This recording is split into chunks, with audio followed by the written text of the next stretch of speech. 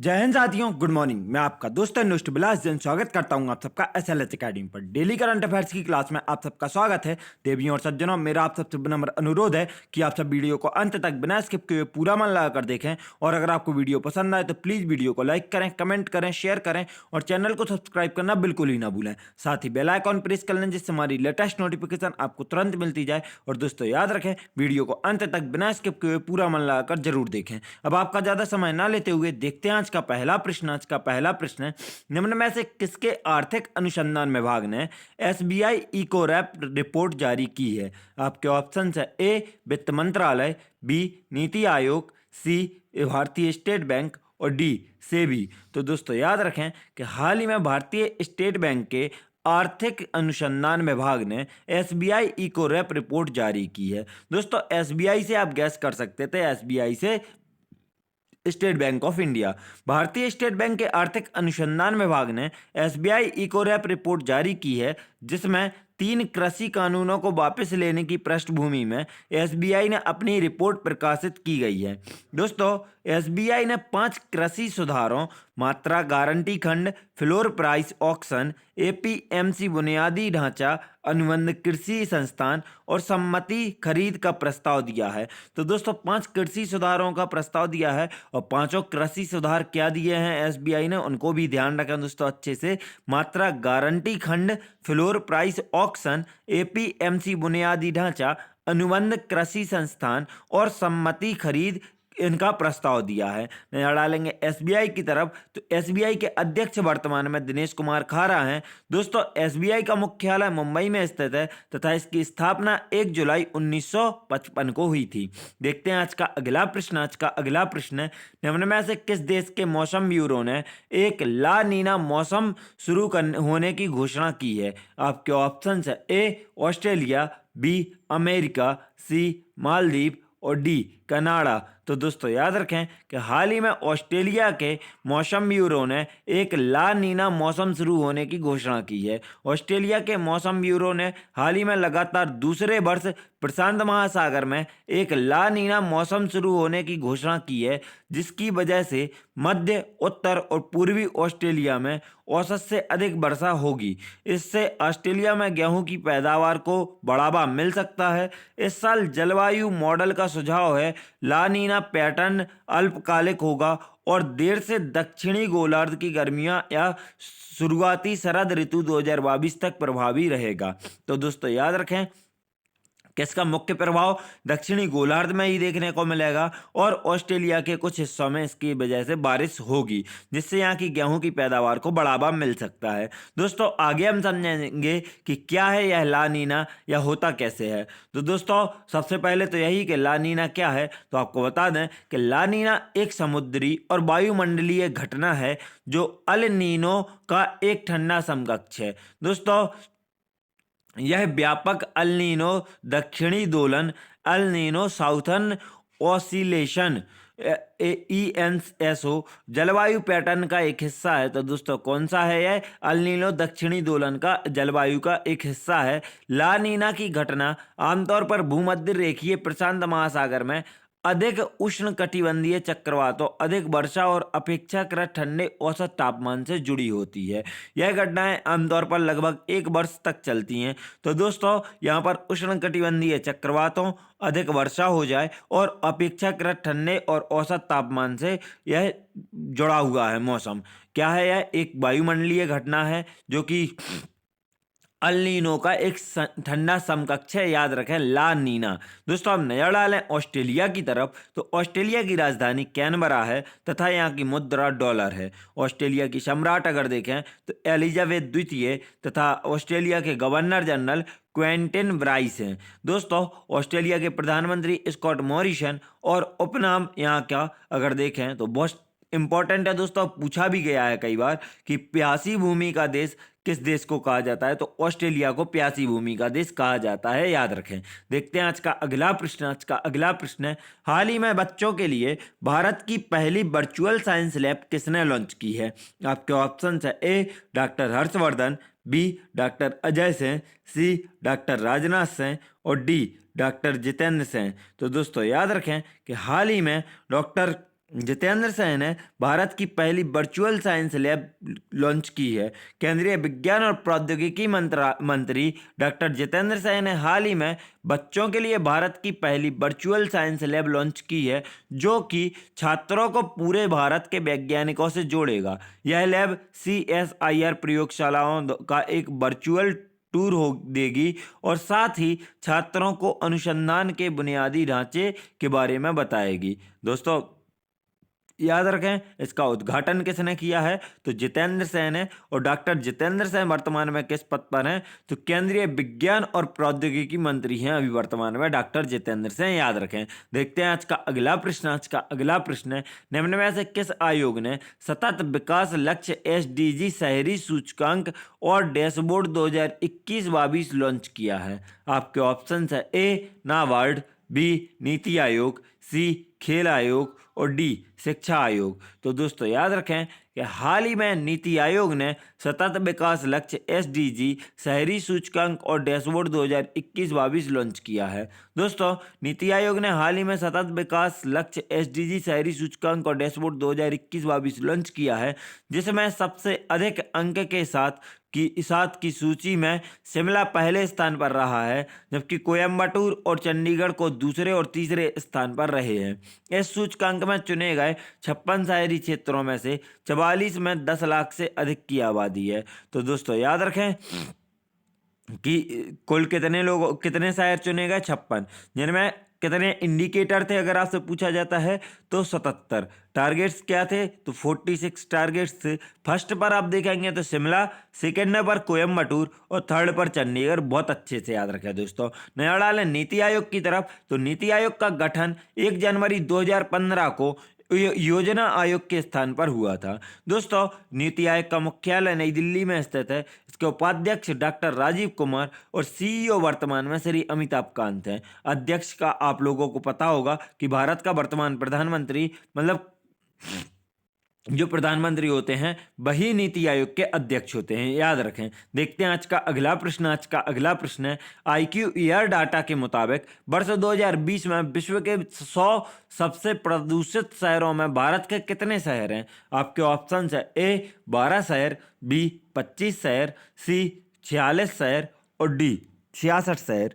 तो दोस्तों याद रखें कि IQAir डाटा के मुताबिक वर्ष 2020 में विश्व के 100 सबसे प्रदूषित शहरों में से भारत के 46 शहर शामिल हैं। तो दोस्तों याद रखें 46 आउट ऑफ 100 पूरे विश्व में से 46 हमारे पास हैं। आगे देखेंगे दोस्तों तो आपको बताएं कि भारत के बाद चीन के 42 शहर हैं। तो दोस्तों 46 और 42 88 आउट ऑफ 100 तो सिर्फ 2 देशों के हो गए। पाकिस्तान के 6 शहर, बांग्लादेश के 4 शहर, 98 हो गए दोस्तों हमारे पड़ोसियों में ही। मतलब पाकिस्तान, भारत, चीन और बांग्लादेश के पास 98 प्रदूषित शहर हैं 100 में से। इन सभी शहरों में PM 2.5 की जलवायु गुणवत्ता रेटिंग 50 से अधिक थी। IQAir एक स्विस वायु गुणवत्ता प्रौद्योगिकी कंपनी है। दुनिया भर में शीर्ष 100 सबसे प्रदूषित शहरों में से 9 शहर भारत के हैं। दोस्तों वर्ष 2020 में चीन के जिनजियांग प्रांत के होतान शहर में सबसे खराब औसत वायु गुणवत्ता 110.2 थी। तो दोस्तों याद रखें कि अगर आपसे यह भी पूछा जाए कि सबसे खराब वायु गुणवत्ता किसके शहर की है या सबसे ज़्यादा प्रदूषित शहर कौन सा है, तो आपको याद रखना है कि चीन के जिनजियांग प्रांत के होतान शहर में शहर है। दोस्तों हम नजर डालें IQAir की तरफ। तो IQAir की स्थापना 1963 में हुई थी तथा इसके संस्थापक मैनफ्रेड और क्लास हेम्स थे।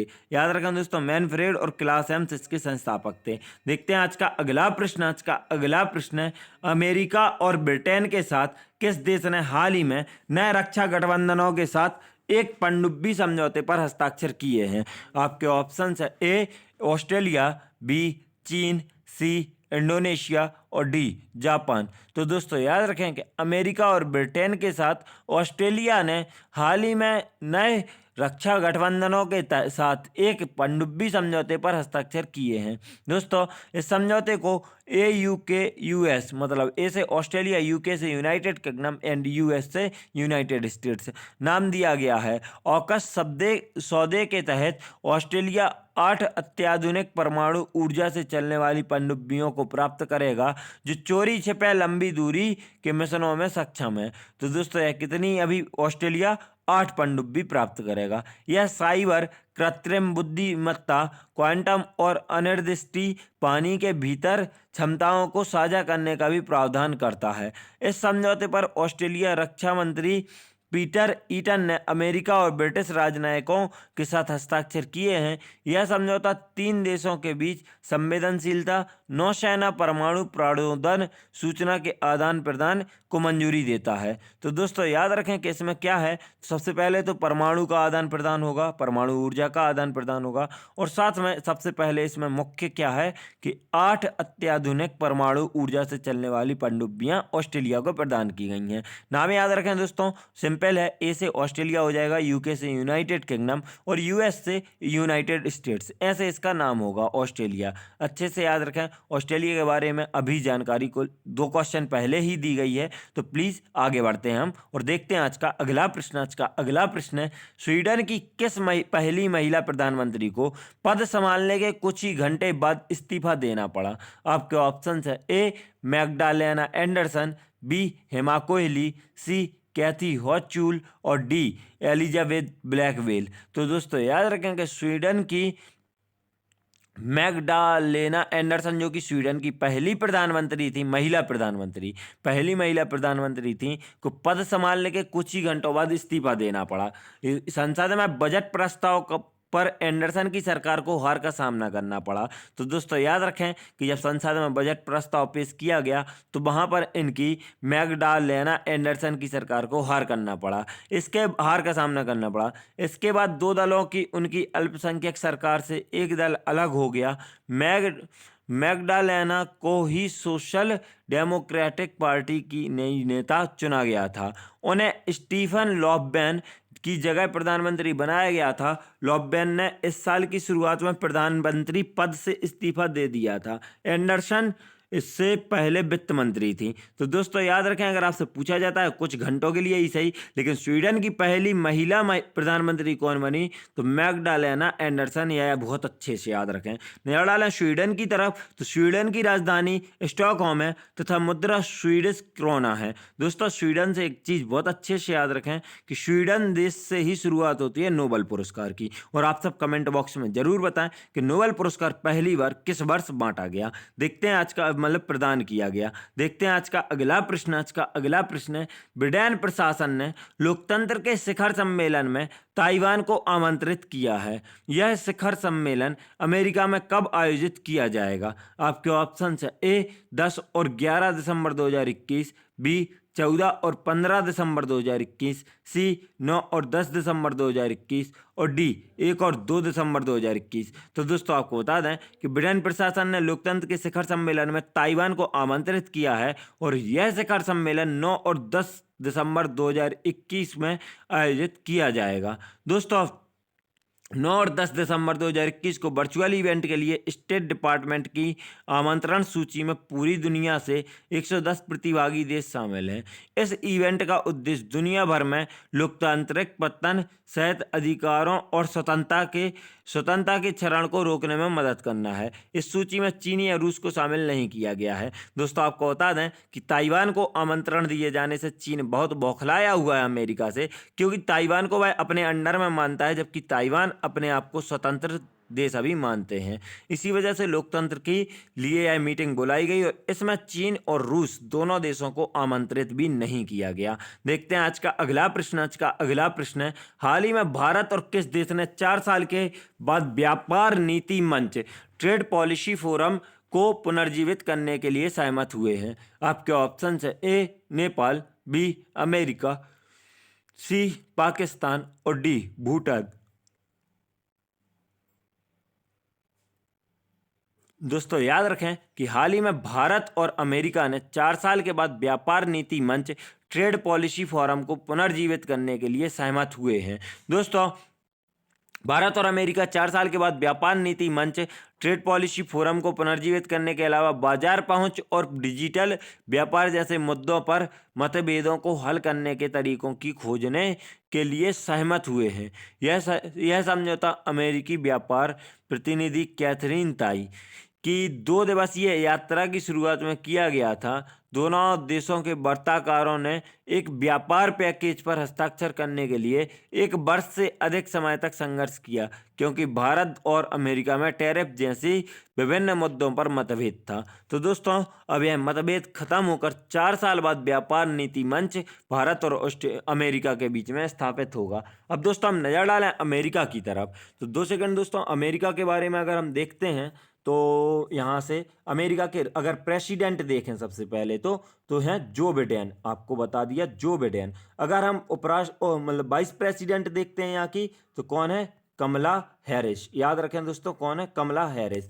साथ में अगर यहाँ की हम कैपिटल देखें तो वॉशिंगटन डीसी कैपिटल है वॉशिंगटन डीसी, याद रखना है। और यहाँ की अगर हम मुद्रा देखते हैं, मुद्रा, तो यहाँ की डॉलर है मुद्रा। ये भी बहुत अच्छे से याद रखें दोस्तों। साथ ही याद रखें, जो बिडेन और कमला हैरिस हैं, इन दोनों को time person of the year 2020 चुना गया है। क्या चुना गया है दोस्तों? Time person of the year चुना गया है 2020 का। बहुत अच्छे से याद रखें किस किस को? जो बिडेन और कमला हैरिस को दोस्तों।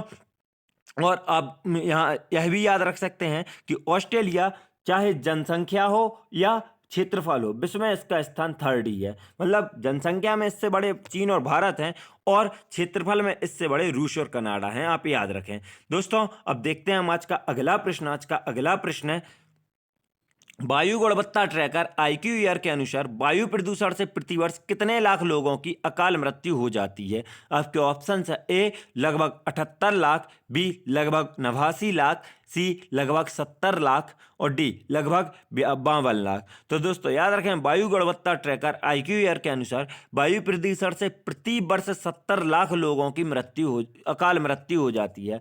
मतलब वायु गुणवत्ता सूचकांक या AQI से वायु गुणवत्ता को मापा जाता है। AQI एक थर्मामीटर की तरह काम करता है जो 0 से 500 डिग्री तक चलता है। हालांकि तापमान में बदलाव दिखाने की बजाय AQI हवा में प्रदूषण की मात्रा में बदलाव दिखाने का एक तरीका है। तो दोस्तों, जैसे थर्मामीटर पर तापमान हम नापते हैं और डिग्री में तापमान जैसे जैसे बढ़ता जाता है डिग्री में बताते जाता है, ऐसे ही एक थर्मामीटर की तरह AQI है जो कि वायु प्रदूषण को बताता है। जैसे जैसे वायु प्रदूषण कहीं का बढ़ेगा तो थर्मामीटर पर डिग्री बढ़ती जाएगी 0 से 500 के बीच में, और जहां कम होगा तो वहां कम होती जाएगी। याद रखें, AQI हवा में प्रदूषण की मात्रा में बदलाव दिखाने का एक तरीका है। वायु गुणवत्ता ट्रैकर IQAir के अनुसार दुनिया भर में लोगों के लिए सबसे बड़े स्वास्थ्य खतरों में से एक वायु प्रदूषण है। वायु प्रदूषण प्रति वर्ष लगभग 70 लाख अकाल मृत्यु का कारण बनता है। इन मौतों में 6 लाख बच्चे भी शामिल हैं। दोस्तों याद रखें कि 70 लाख टोटल अकाल मृत्यु होती है लगभग वायु प्रदूषण की वजह से, और उनमें से 6 लाख बच्चे भी शामिल हैं।